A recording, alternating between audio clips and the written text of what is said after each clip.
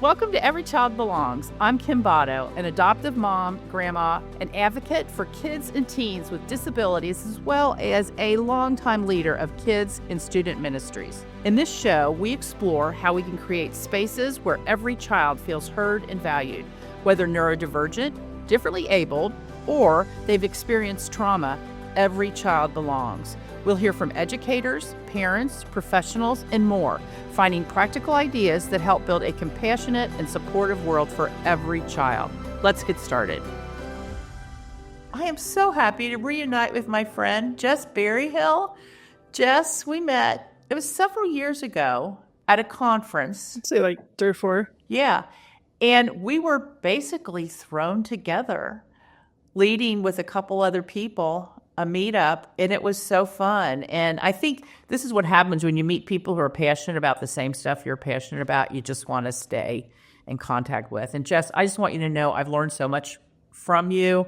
I regularly cry when you tell me about what's going on in your life and what the work you're doing. Oh, and speaking of the work you're doing, let me tell people, you're the student and disability minister at Mount Pleasant Church in, is it Terre Haute, Indiana? Terre Haute. Terre Haute, Indiana. Okay. Yeah. So in Terre Haute, thank you. See, I've learned something from you today, Terre Haute, Indiana. And the thing that I want to talk about today is you started out as a youth pastor. Yep. You ended up then being a disabilities minister. Yep. And it really, well, you know what? I want you to tell the story.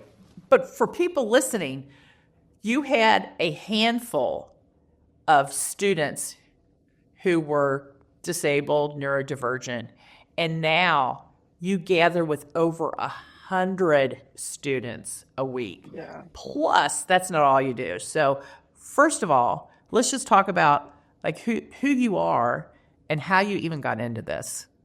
Well, that's a story in and of itself, to be honest.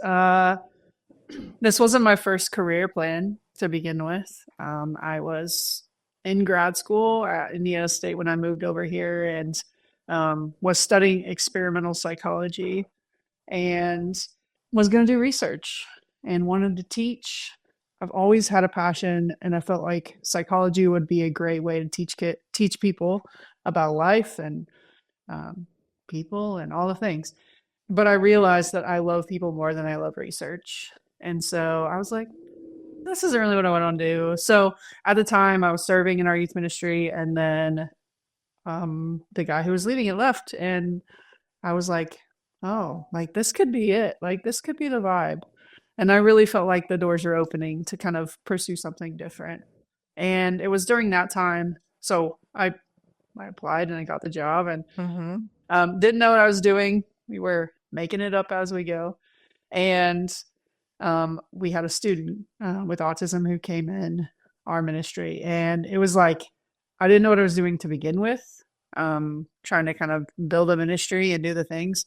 And then I had Nick, who, had some behaviors that you're like, okay, like I don't know what to do with this. Like I'm not equipped. This is, and there were times where I was like, this isn't what I signed up for. And, that's kind of the start of our journey. Like, ministering to Nick was what was the catalyst for all of this. So, yeah. Nick. So you went from, I didn't sign up for this to, oh, sign me up for this. This is my thing. Yeah. How did that happen? Oh, it was a journey. Yeah, I think, as through middle school, we could kind of roll, middle schoolers are they're a little wild anyway. And, but I think the gap got bigger when Nick hit high school, and it was like, okay, like we need to do something, like we're not meeting his needs anymore. And I love Nick. Like, if you're familiar with the Harry Potter movies, Nick would run through the halls and say, I killed Sirius Black. And like, he's a trip, like he's a fun time.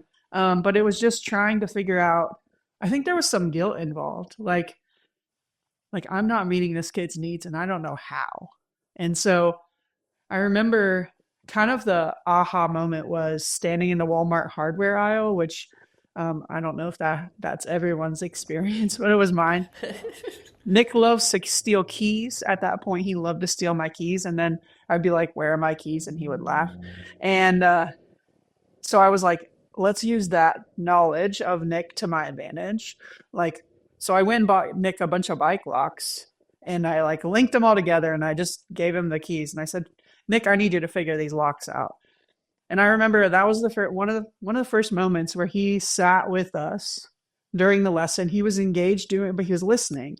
And so it was using that knowledge of Nick. And I think it was that moment that I was like, wait, like we can figure this out. Like I can use the creativity that I have, like, and we can navigate solutions. And it just took a minute, right? It took a minute for me to get to know Nick, and to really kind of um, figure out what he liked and like really start to engage in a way that is meaningful. And so it was after that that we were like, okay, like Nick has friends. I'm sure that need a space to be as well. And so we started a small group kind of alongside our student small groups. And it was like 6 to 8 individuals with disabilities who came and hung out every week.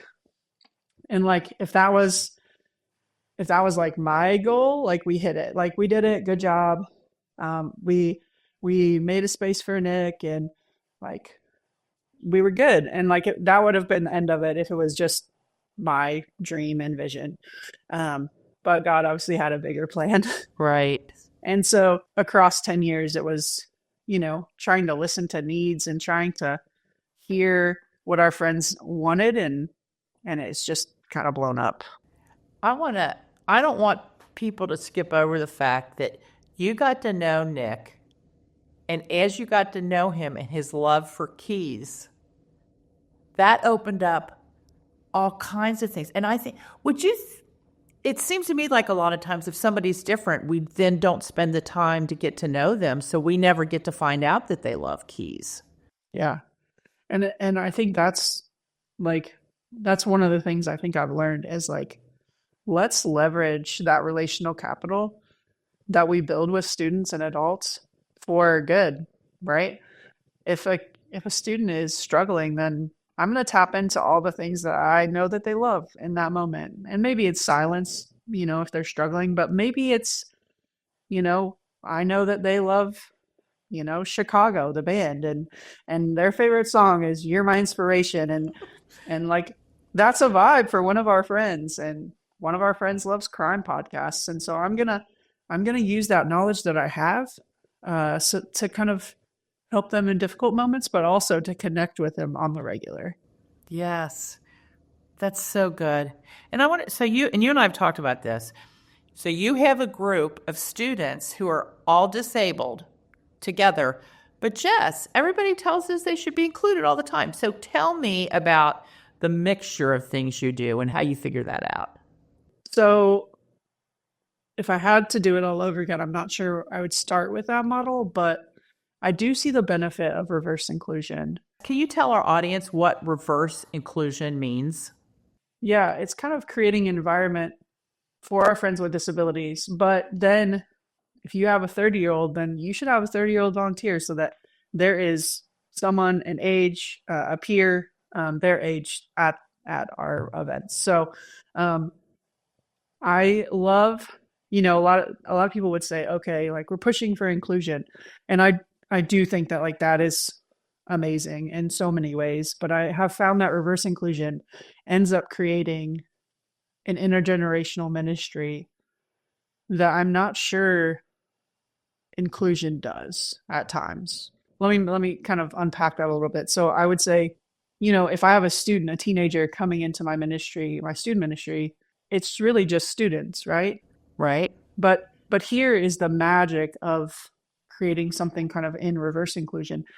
It's when we gather on Tuesday nights, we have preteen to 65-year-olds, right? It's a big ministry.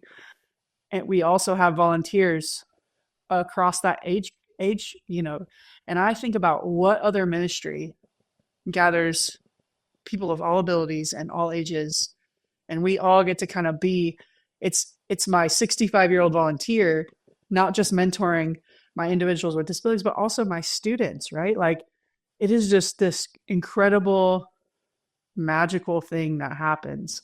And it's not the only model. Like I wouldn't even say it's the best model, but it has really worked for us. And I think living kind of at that intersection of student ministry and disability ministry helps me do that reverse inclusion really well. Not as a, and I think we have chosen not to settle. So like, look, I'll give you an example. Our students go on a lot of hiking trips. Like that's part of our culture as a student ministry. And my dream was like, our friends with disabilities deserve that same opportunity. And so we did a reverse inclusion hiking trip where our students and our individuals with disabilities hiked together. We backpacked. It was crazy. um, but I was standing there and I was thinking, I like, who would ever take our friends out into the wilderness for a weekend? And like, would they ever have a chance to see this? And our students came alongside and made that possible. And so, yeah, I don't know. I mean, you can get in the weeds of different models, but Right. I think it's kind of worked for us. So, And I see people not starting because they can't figure out the model to use. yeah, So what would you say to somebody that's going, but I need to know the right model? Where would you start? I would encourage you to stay nimble enough that you can switch the model. Like, let's just do what's best. Like, and be flexible enough. We've ran through all the models, right? At the beginning, we practiced more of an inclusion model, and that was good. But for me and the bandwidth on a Wednesday night to have, it's just a lot. And I'm only one staff. Like we only have one staff over students, and so In what ways was it a lot? um, at that point, I was still really new, Okay. really new. I mean, I was in under 5 years. And just trying to.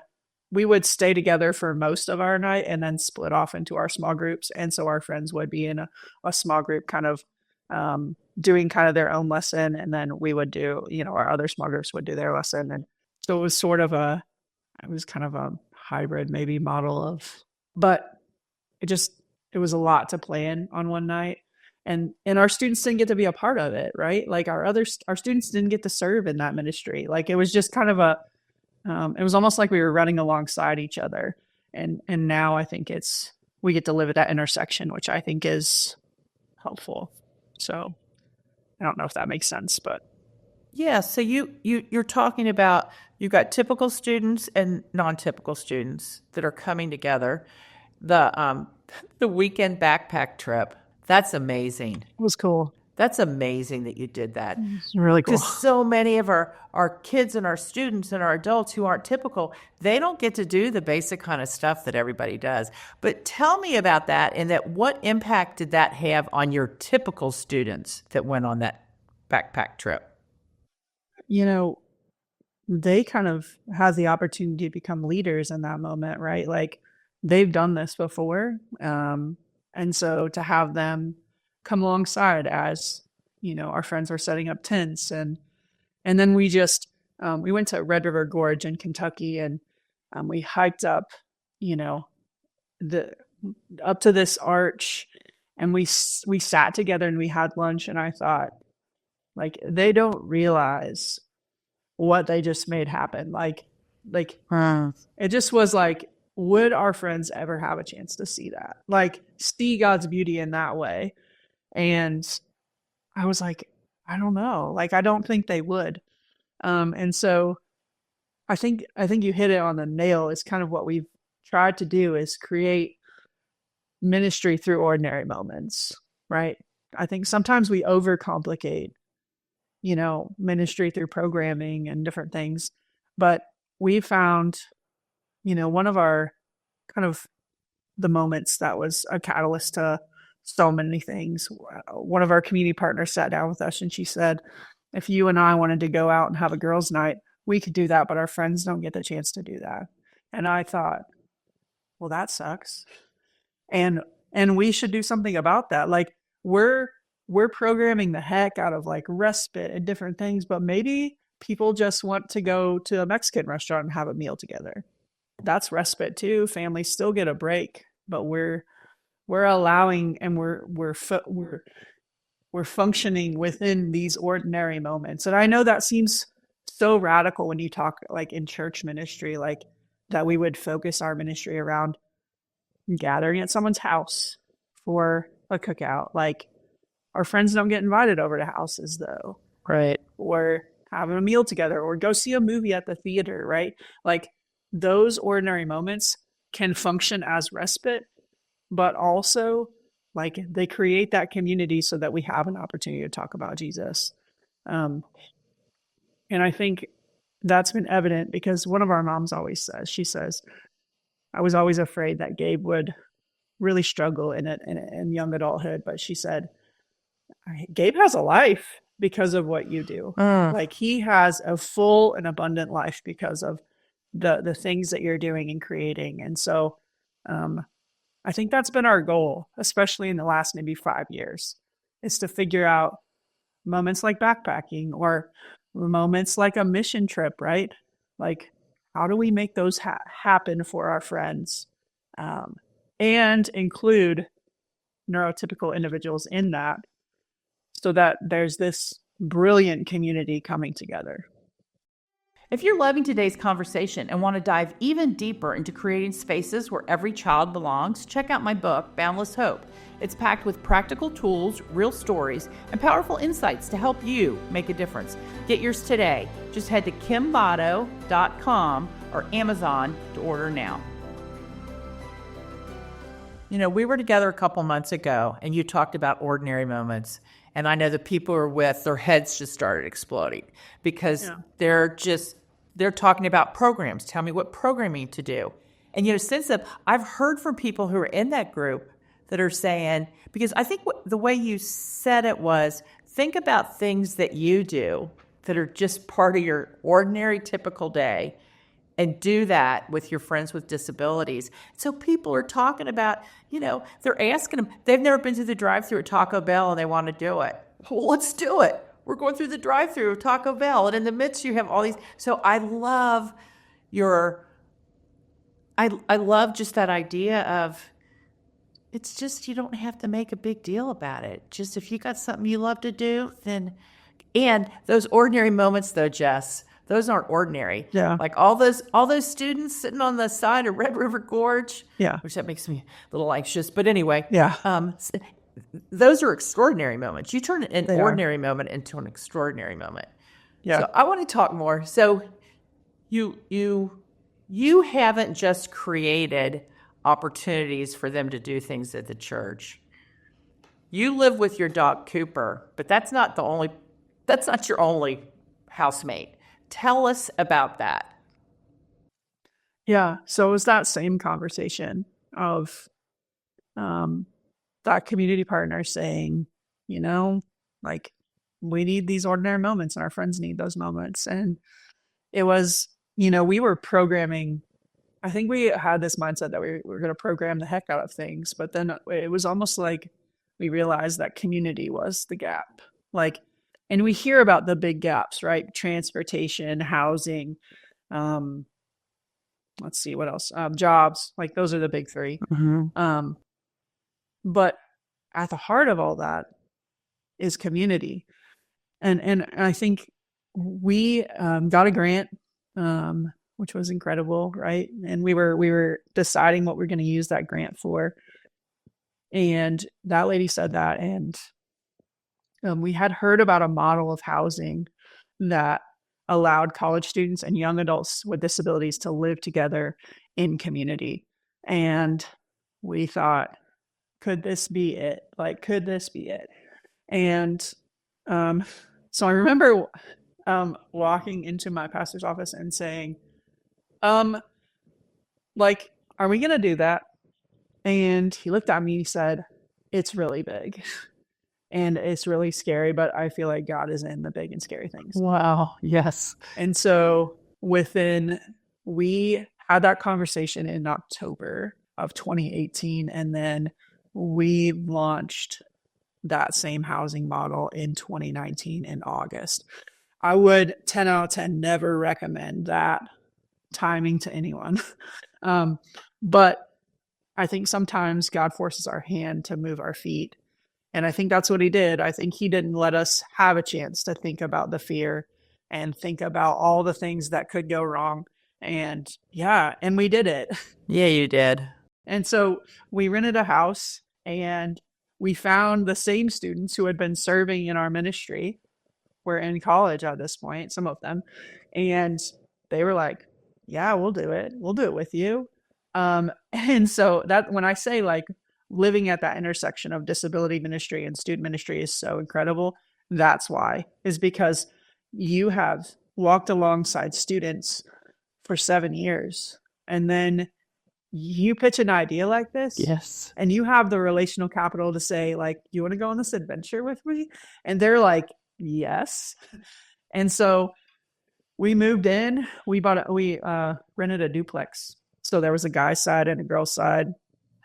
And we got to live together and do life together. And then COVID hit. That was unfortunate.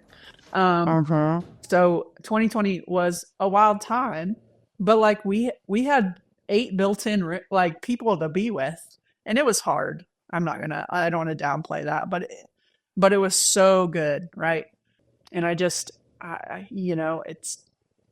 then that pushed us to be with our neighbors. I remember one person asking, and it really ticked me off at the time.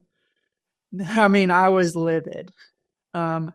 They said, what will the neighbors think? Oh. And I said, well, I know what they're going to think. They're going to think we're the best neighbors ever because that's what we're going to be. And so during COVID, we had an abundance of toilet paper because people donate that to the house. And so we shared with our neighbors. We made cobblers, like we made treats for each other. We played football in the boulevard. COVID for so many people, it was hard, but I think back to that time and I think, wow, that is really what cemented that house together, right? I don't think we would have been as tight if we hadn't been through that together. And so, yeah, we lived in that house till 2023, the end of it. And they unexpectedly, I got this call while we were at that same conference. They said, oh, BT Dumps, we're selling your house. And I said, okay, crap. Oh no. And so we had just become our own 501c3. And I mean, it was just a lot. And just the story of God providing the house that we're currently in is just incredible. We were a very new nonprofit. We were real grassroots, I'm going to call it that, but we didn't have a ton of money. And we raised like $35,000 in 6 months to get a down payment for a house. And we found this house that has 2 kitchens, 4 bathrooms, 5 bedrooms for like a price that you're like, that is incredible. It's in a historic neighborhood. So we have neighbors who care about our neighborhood and are part of our vision. And it just has been incredible to be providing our friends with the opportunity to live independently, but also to be a part of a community, right? And I could share so many stories about God's providence. I mean, last year when we moved in 2 years ago, 2024, the heater, they said, oh, it's got 10 years. You're good in the inspection. And then it went out the day we moved in or the day after. It was like Christmas. And our community, I just remember standing in the yard and thinking, great, we bought this house and now we don't have a heater. And someone, provided it, the nicest heater ever, for free. And, and just like little things like that have been like our community has shown up And this has become a hub for community. So Yeah. I don't know. It's just so cool. It is. I could listen to you tell stories all day about this. So it's called the Friendship House, and they're living independently. Yes, but I've heard you tell stories about they're learning how to mulch and they're learning how to cook. And so tell me more about how it's benefiting the people who are living in the house. And we'd love to hear your stories. Yeah. Um, well, I think our friends get a chance to have an affordable living situation. You know, you think about, is it even possible for someone in an economy kind of like this to even live on their own? So our rent is incredibly affordable. Mm-hmm. And like, I love that part of it. Like, I love that, you know, we're mindful of that. Um, we chose a house that's on the bus line in our town. And so Smart. our friends have access to transportation if they need it. Um, it's also like we gather for dinner every week and do the things. And, you know, they're learning not by some class, but by actually doing and have the chance to fail and also have the chance to succeed and to think about their long-term goals. Um, I love that part of it. Yes. I also love that we have community. So last year we rolled out an initiative called Sunday Table where we were once a month, every Sunday, you know, one Sunday a month, we gathered for dinner, kind of like, you know, family dinner on a Sunday night. And so we gathered and had dinner together. And I think about, you know, the 40 or 50 people who showed up at those each time and about the friendships that were made, not just with our residents, but with each other. And I think about the witness that is to our neighbors. And Absolutely. it's incredible. Like it is, this house is, yes, it serves a purpose of allowing, you know, our friends to have independence, but it also is a hub for community. I think about the mission trip that last year our students came and served at, you know, in our neighborhood, that we were able to create an opportunity for our students to come and do the things for our neighborhood alliance, and the fact that that continues to build the relationship with Friendship House, but also with our church. What an incredible witness! And then, and I'm gonna try to get through this without crying because it was just like it was the witness of God's goodness and grace through this house. So one of our providers this Christmas, she came to us and she said, what are you guys doing the week of Christmas, like Christmas Day? Like we have some programming throughout the day that a lot of our day programs come to. And I said, well, like we take a break, you know, and I said, well, what are you guys doing? And she said, oh, well, a lot of our friends don't have families. And so we'll just kind of maybe bring them to the day program center and maybe we'll have some hot chocolate or something and just hang out. And I thought, oh, that's not good enough. Mm-mm. And so I said spontaneously, I said, well, I don't really do a lot for Christmas. I mean, I go to my parents later on in the day. I said, you should just bring them to Friendship House. Like we'll do the things and we'll have breakfast. We'll cook dinner. I cook breakfast and do the things. And so that started with 6 people. And then I had 2 other providers say, hey, I have a few friends who don't have, you know, they don't have family. And so they don't have gifts. And I said, bring them to Friendship House. Yes. And it turned from like, you know, our spontaneous Christmas to like 25 people. Wow. And then I told a few friends, I said, hey, like we're doing this thing at Christmas. I'm really excited about it. And they were like, how can we help? How can we provide gifts? How can we cook breakfast for you? How can we come? And so Christmas morning, we bought everyone matching pajamas and everyone had a Everybody? stocking. Yeah. Oh my goodness. Yeah. So everyone showed up in buffalo plaid pants and they came and everyone had a stocking and we had some presents for them and we had breakfast and we made gingerbread houses. And I thought, like, this is what the church should be, right? Yes. Like, this is what it looks like. And I looked across, and because I know so many of them, I know the stories behind it.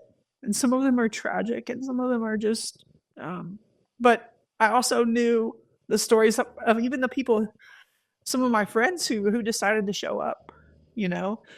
It just was this, like, from my view, it was such a beautiful picture of the church and how the church should lean into those moments and be a part of people's lives. And that cost me 3 hours on a Christmas morning, but it changed my life forever because I'm single, right? Mm-hmm. And personally, so last Christmas, my parents went on a cruise, good for them, to like Turkey and all the places. But I was alone for Christmas. And I thought, is this what it's going to be like when they're not here? And a year later, I'm gathered with an amazing crew of people. And it's changed Christmas forever, right? Yes. Yes. I already told my parents, I said, I think we're gonna have more people next year, so I may need you to come to me. And so watching them just watching how when we're available and when we lean in, God shows up and he shows just his grace and love in ways that I just don't think we really could ever script together on our own. No. So No. sorry, I cried. Oh, I don't know how you could have told that story without crying. Yeah. And No. that's also, Jess, an example of you did that to minister and care for your friends who didn't have a place to go. Yeah. And it sounds like God then used that to create a new family tradition for you. Exactly. Yeah. So, I mean, I love that. I love how God shows up in those moments. I can't wait to see what matching pajamas you'll be wearing next year. I know. With that big So many crowd. choices. Yeah. That's amazing. I mean, what you are doing, it is extraordinary, because it's certainly not ordinary. And you have learned, well, for one, I just want to call it, you've been blessed in incredible ways. I mean, the story of Christmas, I'll be thinking about that for a long time.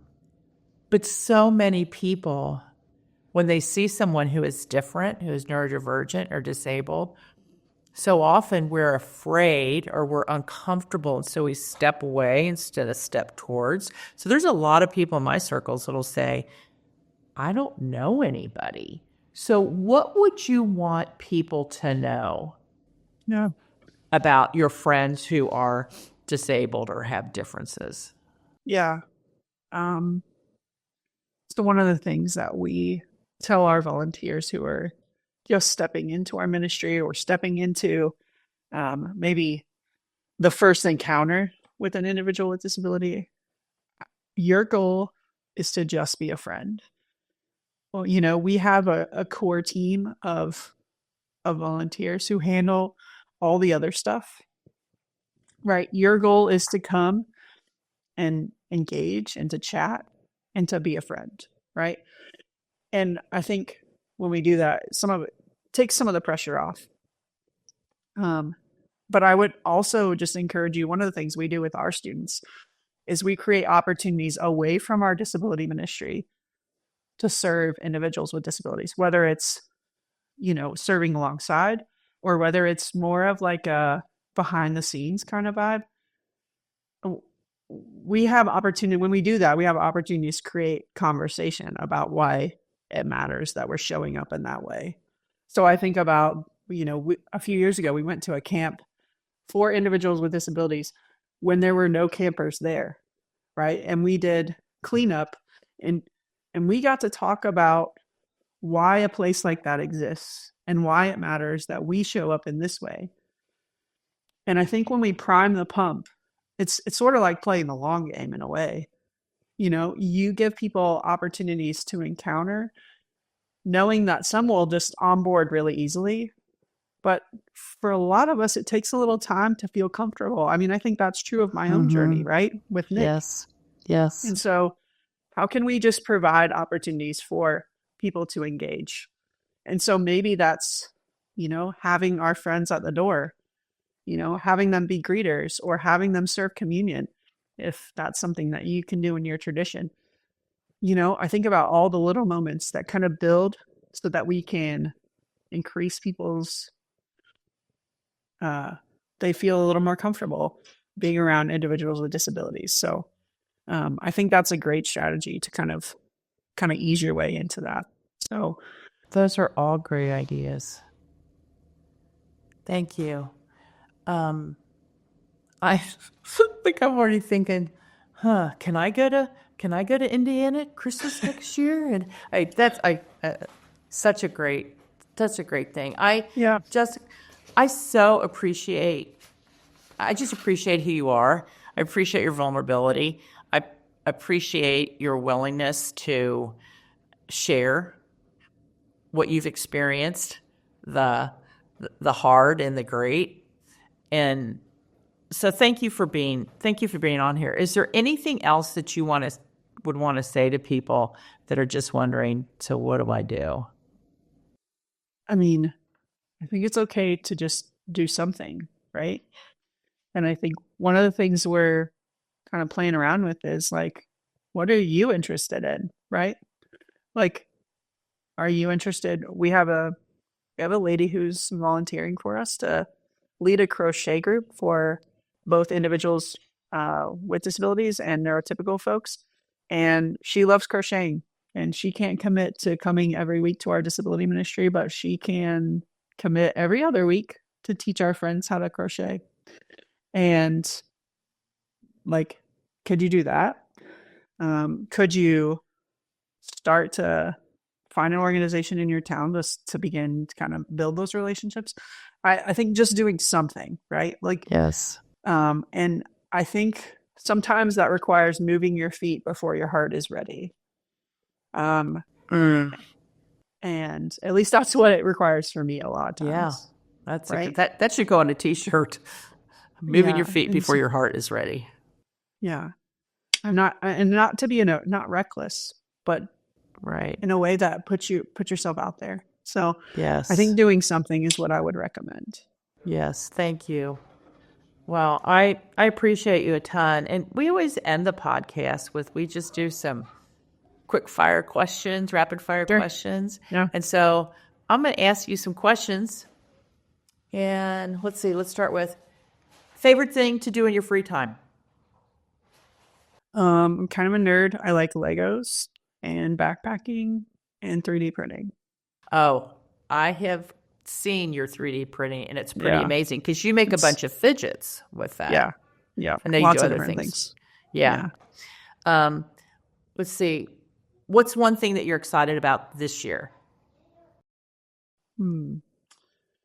I just think continuing to build partnerships in our community, that we have allowed ourselves to be sort of the church that's doing something in this field. And so, yes, people are starting to come to us for things, right? Like for questions and training. And like, it's just really cool to build those partnerships. Yes. I'm excited about that. If you could only eat one food, what would it be, Jess? I do love a good turkey sandwich. That's kind of my go-to. Yeah. Condiments? Mustard, pickles, cheese is pretty much real basic. So, yeah. On white bread? The bread can be varied. Okay. Options. So good. When you said that, I just immediately thought of a turkey sandwich on white bread. I don't know why. Okay. Yeah. Well, I want you to finish this thought. And usually what we say is every child, but because of as you think of child, all ages, or you say every person. Every person, deserves a seat at the table and deserves to be valued. Yes, I agree with you, Jess. Jess, as people are listening to this, if they want to get in touch with you or find out more about what you're doing, what's the best way for them to do that? You can always get on the Friendship House website. So it's thfriendshiphouse.org. Or you can hit me up on my email. It's just jessberryhill@gmail.com. So those are probably the best ways Okay. to reach out. So, yeah. Okay. Well, thank you. I love every time I'm with you. I love being with you. And you're sitting in Friendship House right now. I know. Yeah. I appreciate you, Jess. Thanks for being with us. Yeah. Thanks for having me. It's so good to talk about things that matter to so many people. Thank you so much for joining me today on Every Child Belongs. If you found today's episode helpful, please take a moment to like, share, and subscribe to the podcast. And don't forget to share this with a friend who might need to hear it. Together, we can create a world where every child belongs.